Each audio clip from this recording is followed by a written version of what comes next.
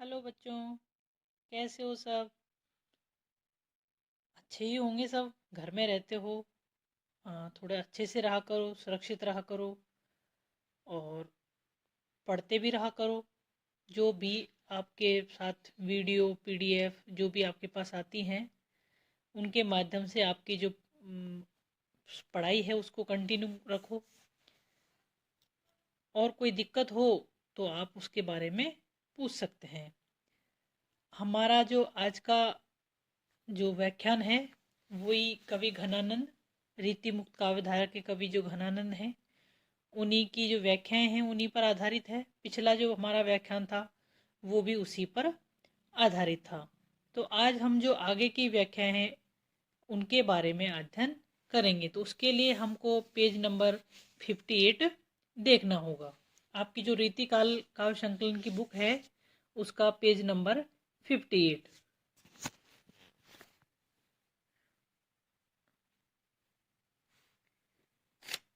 कारी कूर कोकिला कहाँ को बैर काटती री, कूकी कूकी अभय करे जो किन कोरी ले। यहाँ पर जो कवि घनानंद है उनके द्वारा जो विरहिणी नायिका है उसकी व्यथा का यानी उसके दुख का वर्णन किया गया है कि जब नायिका के साथ नायक यानी कि विरह होता है, नायक साथ में नहीं होता, तो जो प्रेम से जो प्रतीक, प्रेम के प्रतीक जो उपालंब है, वो जो प्रत्येक प्रेम के प्रतीक जो वस्तुएं हैं वो सब कैसी हैं, अत्यधिक कष्ट पहुंचाने वाली हो जाती हैं।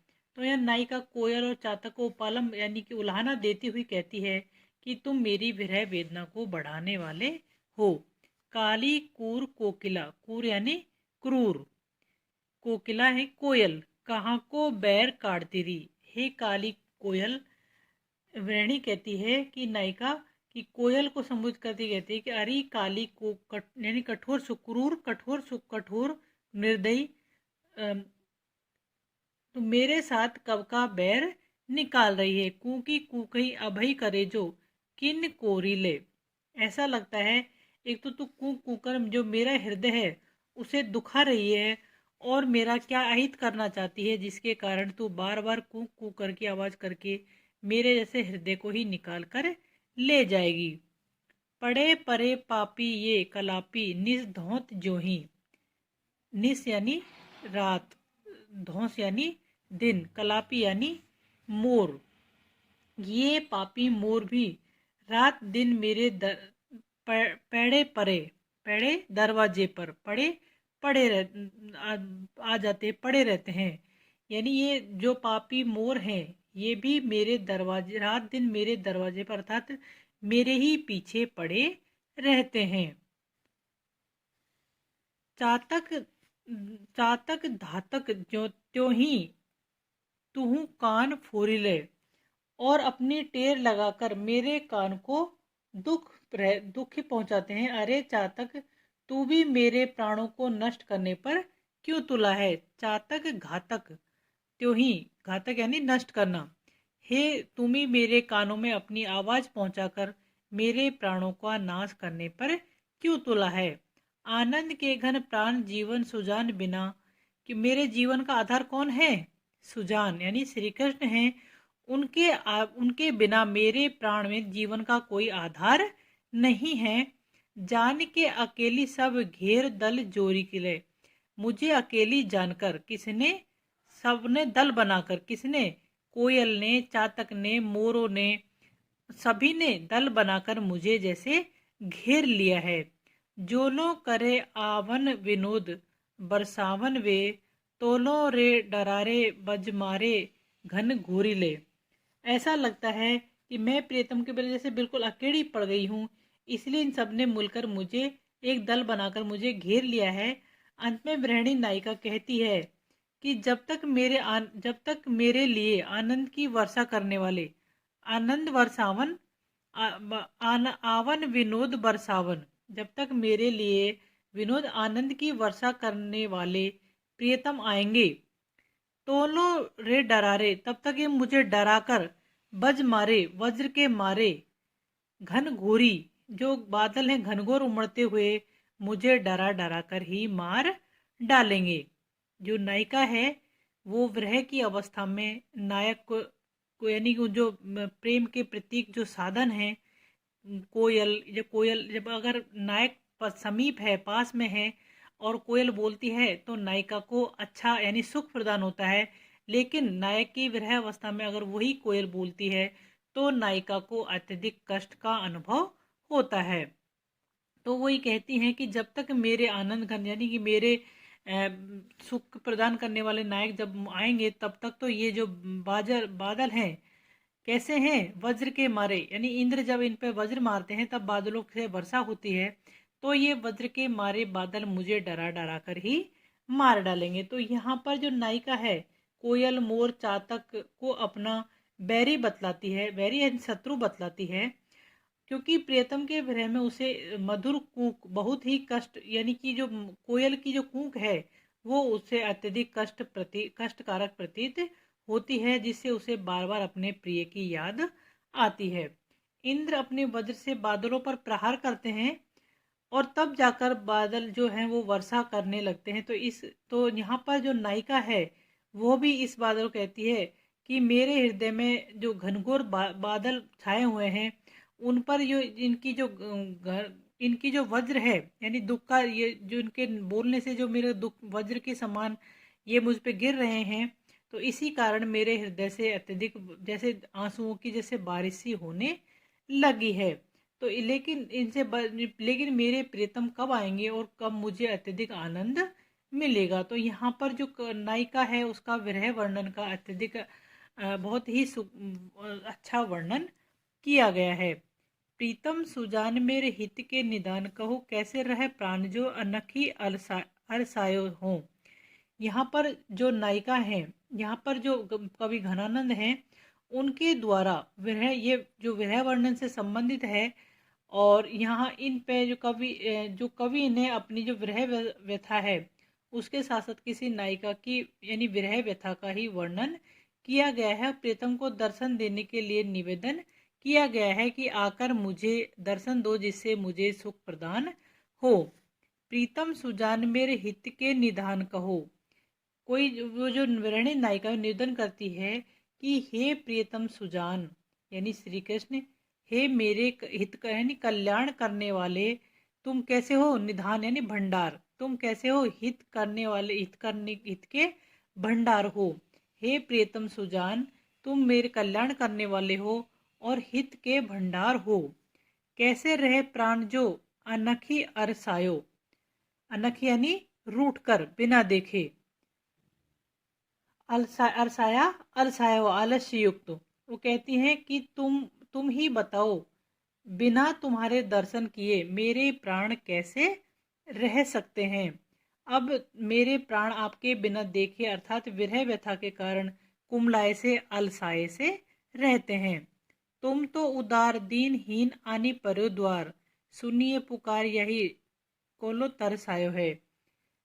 हे प्रियतम, तुम तो बहुत ही उदारता रखने वाले हो, दीनहीनों की सबकी वाणी सुनने वाले हो, और मैं तो बहुत ही दीनहीन हूँ, मैं तो बहुत ही दुखी हूँ। सुनिए पुकार, इसलिए तुम्हारे द्वार पर मैं इसीलिए आकर पड़ी हूँ ताकि तुम मेरी पुकार को अवश्य सुनोगे।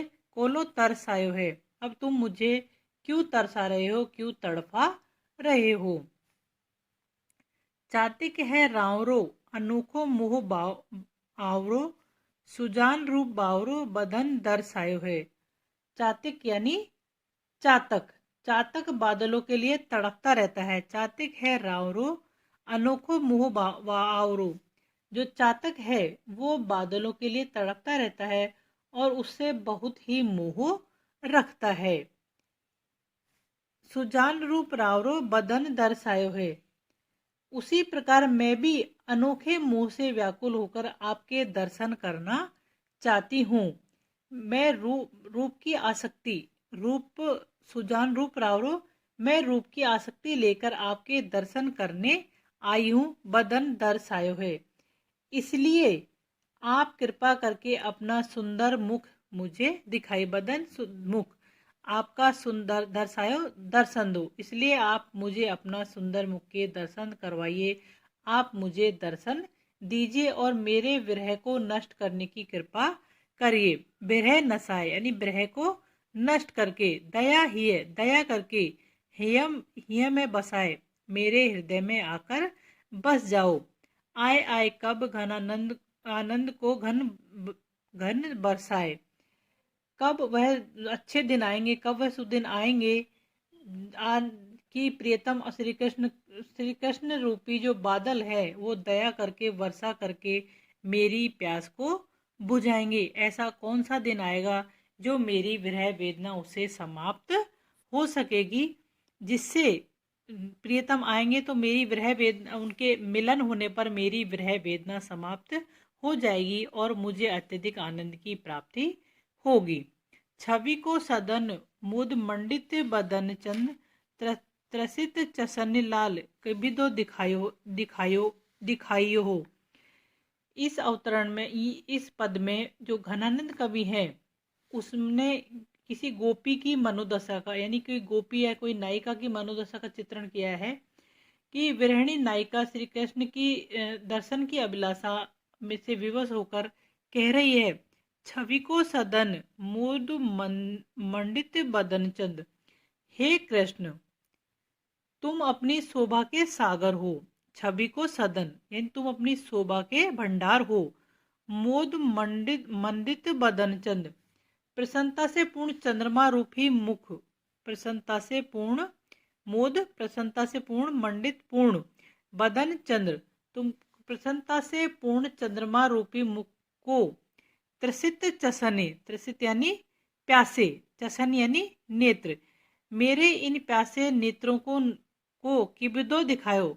न जाने कब दिखाओगे और न जाने कब तुम चटकीलो भेष करी मटकीली भांति सोही।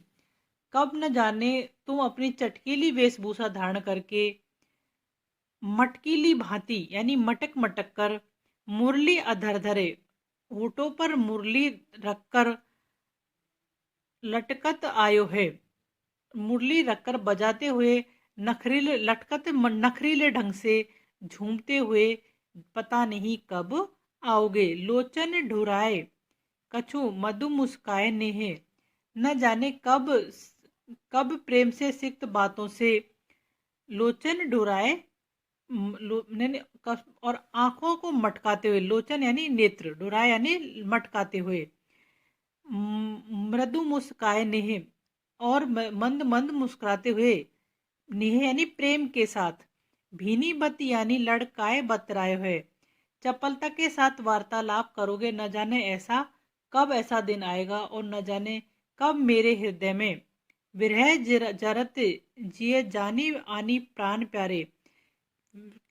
पता नहीं कब ऐसा समय आएगा कि मेरे हृदय में जो विरह की अग्नि जल रही है उसे समझकर तुम मेरे पास आओगे।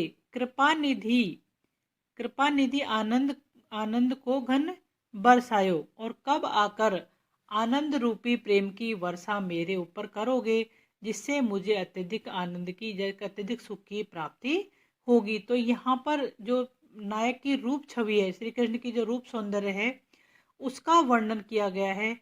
और यहाँ पर जो नायिका है वो एक संयोग श्रृंगार का वर्णन किया गया है कि नायक को देखने के बाद यानी उसको देखने की जो लालसा है वो किस प्रकार की होती है। वह मुस्कानी, वह मधुबत रानी, वह लड़कानी बानी आनी उर में अरती है।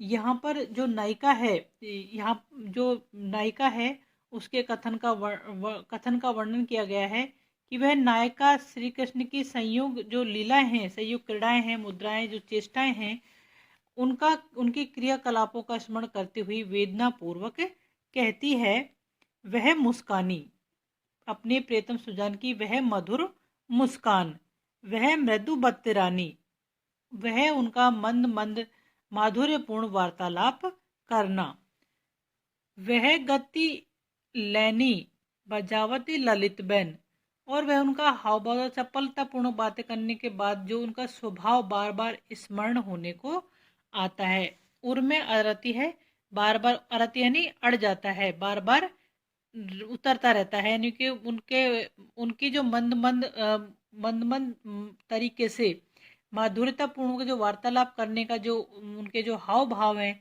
चपलतापूर्ण जो बातें करने का उनका स्वभाव है, वो मुझे बार बार स्मरण होता आता है, मेरे हृदय में आकर अड़ जाता है। अर्थात श्री कृष्ण की जो स्मृति है वो आने पर वो बार बार आती रहती हैं। वह गति वह गति वह उनकी जो आदत है, उनका जो चाल चलन है। बजावती ललित बैन, वह हंसी दैन हियरा तेन टरती है। उनका जो आदत है, उनकी जो बात करने की पद्धति है, जो मेरे हृदय में आकर छा जाती है। उनका जो ताल स्वर के साथ अंग संचालन करना, अर्थात नाचना, ललित बैन बजावते ललित बैन, यानी उनका जो ताल स्वर बजाना है, जो अंग संचालन करना है, अर्थात नाचना, सुंदर ढंग से बांसुरी बजाना, ये समय समय पर हंस देना मेरे हृदय से हंसी देन मेरे हृदय हंस देना मेरे हृदय से हियरा ने टरती है, हृदय से टलता नहीं है। वह चतुराई सो चिताई चाही बेकु छवि, वह चतुराई से, यानी वो कहते हैं कि जो श्री कृष्ण है, वो कहते हैं कि श्री सदा ही स्मरण रहते हैं। उनकी वह चतुरता के साथ उनकी वह चतुरता के साथ जगाई गई चाह भरी इच्छा, चतुरता के साथ जगाई गई चिताई जगाई गई चाहिए चाह भरी जो इच्छा है, जो शोभा है, वो हमेशा उसके मन में छाई रहती है। वह छैलताई न छिनक बिसराती है, वह उनका छैलापन, उनका रसिकतापन जो है वो क्षण भर भी मेरे मन से भुलाया नहीं जाता। आनंद निधान प्राण प्रीतम सुजानजू, आनंद निधान यानी कैसे हैं, आनंद के भंडार हैं, प्राणों के से भी प्यारे हैं। सुजानजू जो श्री कृष्ण हैं वो कैसे हैं, आनंद के भंडार है, प्राणों के आधार है, प्राणों से अधिक प्रिय हैं। उस सुजान की स्मृति आती, सुधि सब भांति सो बेसुध करती है। उनकी सुधि जब आती है, उनकी जब याद जब आती है, तो ऐसा लगता है कि जैसे वो मेरे मन को बेसुध कर देते हैं, जैसे मैं पूरी तरह से अपनी विस्मृत हो जाती हूँ, अपनी स्मृति को भूल जाती हूँ। तो उनकी जो मधुर स्मृति है वो मुझे बेसुध कर देती है। यहाँ पर जो नायिका है उसका वियोग वर्णन किया गया है, और उसकी जो भावों की जो कोमलता है उसका यहाँ उसको अभिव्यक्त किया गया है। जो नायिका है उसका जो श्री कृष्ण के प्रति उसके जो भाव हैं, कि वो किस तरह से उनके प्रति आसक्त रहती है, किस तरह से उनकी याद को उनको किसकी याद आती रहती है, तो उसका यहाँ पर बहुत ही सुंदर चित्रण किया गया है। धन्यवाद।